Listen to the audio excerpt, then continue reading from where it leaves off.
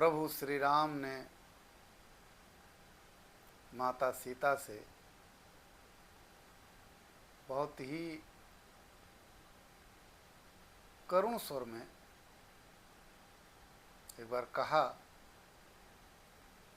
कि हे देवी, मैं भली भांति जानता हूँ कि आप सर्वथा निष्पाप हैं। आपके चरित्र की पवित्रता पर मुझे कभी भी संदेह नहीं रहा।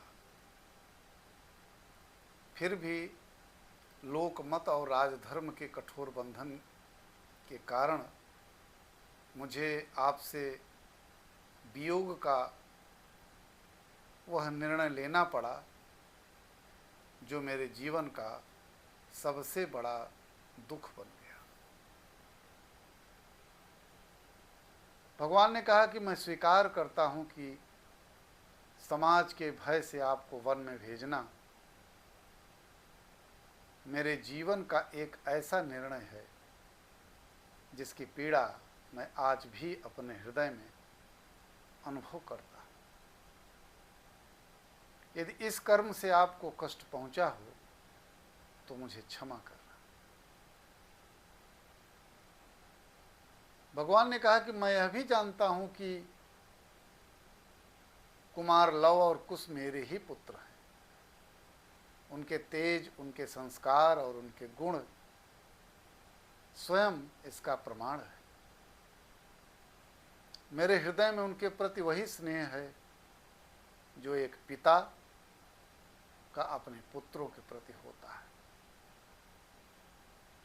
किंतु मैं केवल पति ही नहीं, अयोध्या का राजा भी हूं, और राजा का जीवन उसका अपना नहीं होता।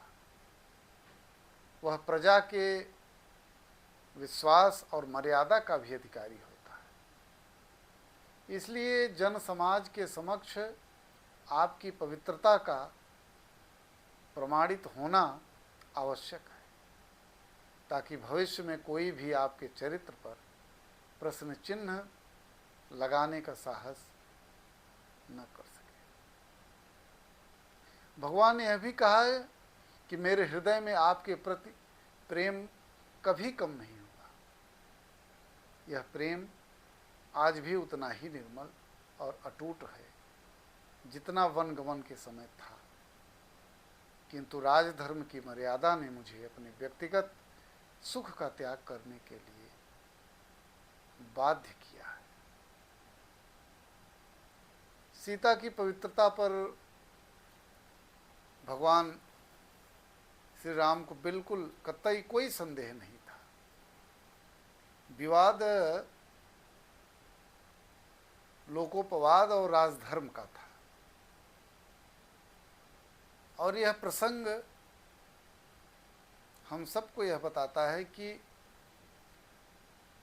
नेतृत्व के पद पर बैठे व्यक्ति को कभी कभी अपने निजी सुख का त्याग करना ही पड़ता था, यानी त्याग करना ही पड़ता है, और भगवान ने किया। जय श्री राम।